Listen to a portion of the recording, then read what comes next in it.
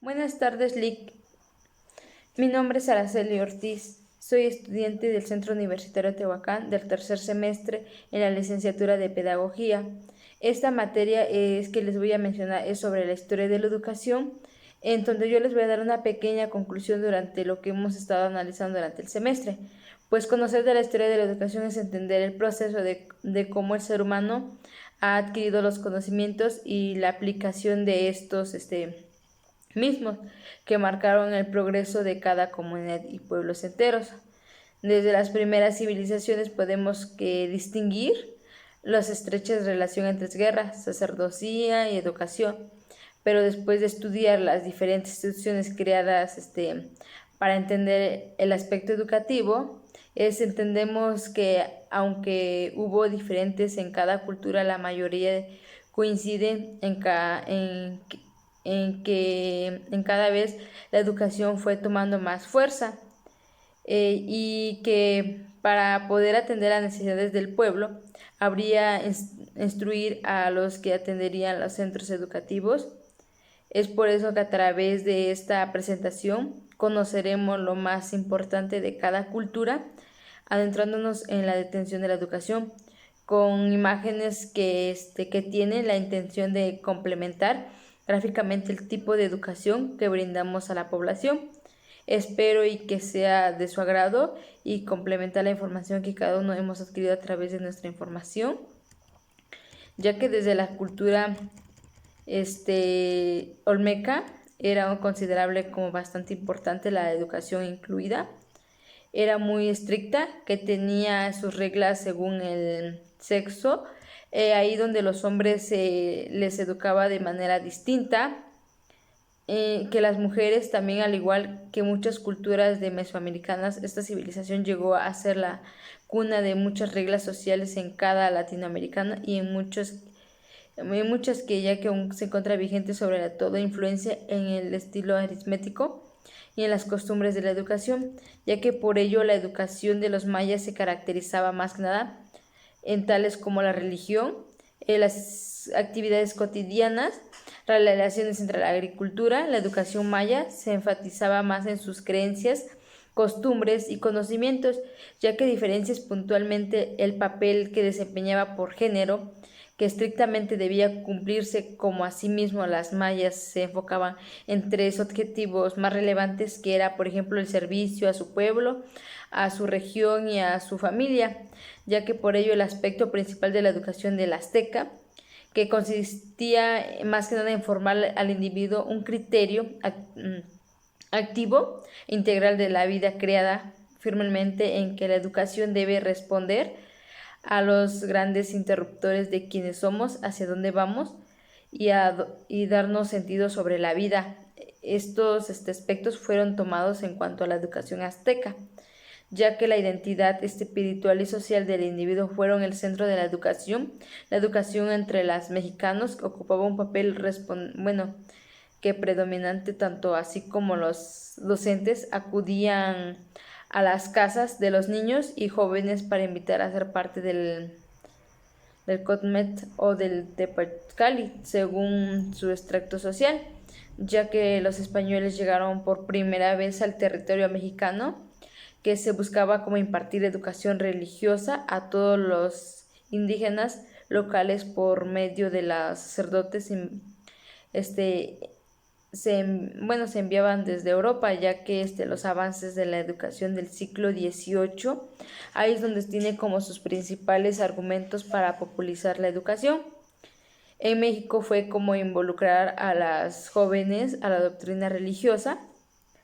que se ponía en la mayor cantidad de jóvenes en lo que era entonces Nueva España. Tenían un poco de conocimiento de las doctrinas religiosas, ya que por ello estaban las cristianas. Para eso entonces era algo inaceptable. Esto conllevó a la creación de escuelas especializadas en la enseñanza religiosa y también a la creación de una moral en todos los estudiantes, ya que en la consolidación de la educativa del siglo XIX, el gobierno de Agustín Iturbide marcó el primer imperio mexicano, trató de establecer más claramente un sistema educativo en México para la falta de dinero del país no lo permitió realizar esa labor. Por ello, sentó las bases para las reformas de Valentín Gómez Farías, quien hizo pública la educación con proyectos de 1824, ya que México, independiente de Gómez Farías, fue considerado como el padre de la educación pública del país. Ya los avances del siglo XX, cuando llegó por primera vez Porfirio Díaz al gobierno mexicano, y el consejo del maestro Justo Sierra Méndez, se inauguró la Universidad de México, que por ello fue mediados de los 30, cuando la profesión de profesor recibió un nuevo grado de prestigio. Hasta 1935 la mayoría de los profesores tenía como un nivel de educación alto. Para ello, la experiencia educativa de la educación laica. La educación laica era como que la educación de un concepto que se refería a la educación formal, que no tenía como influencia de ninguna doctrina religiosa. Este tipo de educación no tiene dentro de sus programas de enseñanza lo religioso, ni se realizaba ritos asociados a un credo. Por ello está igual la escuela racionalista, que consiste o se basa más que nada en los postulados pedagógicos establecidos por Franco Ferrer-Guardia, anarquista español, que fusilado cerca de Barcelona en octubre de 1909, se propuso como entonces una escuela distinta, con profesores cuya formación respondían a la nueva corriente pedagógica distinta. Ya como fue pasando el tiempo, estuvo lo que fue la escuela activa, en donde eso se mostró alumnados de ciente y el más prestigiado de su aprendizaje, llevando como a la práctica o a la vida real todo aquello que va aprendiendo, creando interacciones positivas con sus iguales y poniendo como en marcha una serie de habilidades sociales que lo hace más competente en todos los ámbitos. Para ellos de la escuela socialista más que nada era la práctica de igualdad a través de la educación mixta, a fin de que los niños y niñas fueran vistos como iguales, independientes de sus diferencias lo que era de sus sexualidades reales, económicas, religiosas, entre otras. Pues sería como integral, es decir, tendería a la formalización de equidad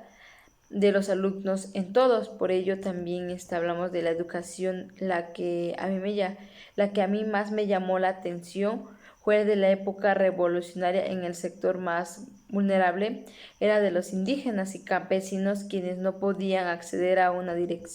educación, por lo que se decretó la instrucción rudimentaria. Por ello, dicha instrucción tenía como un objetivo impartir o difundir entre los grupos alfabetos los conocimientos para hablar, leer, escribir el castellano y usar más que nada operaciones básicas de aritméticas, así como la apertura de escuelas en todo el país. Es por ello que a mí me llamó como que esa atención de analizar esos conceptos, en donde también tenía el sentido, un impacto positivo para contribuir a una mejor educación de la época. Fue lo establecido a una constitución política de los Estados Unidos en el año de 1917, ya que también por ello se consagró los principales educativos que se fue gestando durante el ciclo anterior. Esto es, que la educación fuera gratuita, obligatoria, laica y accesible a todos, ya que también por eso se dio el ámbito rural, al que perteneció 4 de cada 5 mexicanos, sobre las bases pedagógicas más efectivas. Ya también para eso, para finalizar, lo que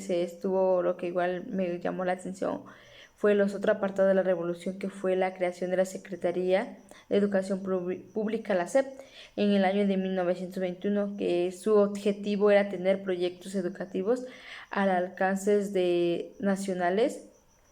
puesto que a esa época cada entidad federativa era la encargada de la educación.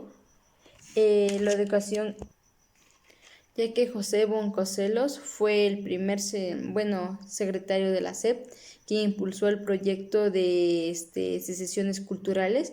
con las escuelas rurales para brindar una educación a los más favorecidos. Eso fue lo que analicé durante todo el semestre. Gracias, Lick.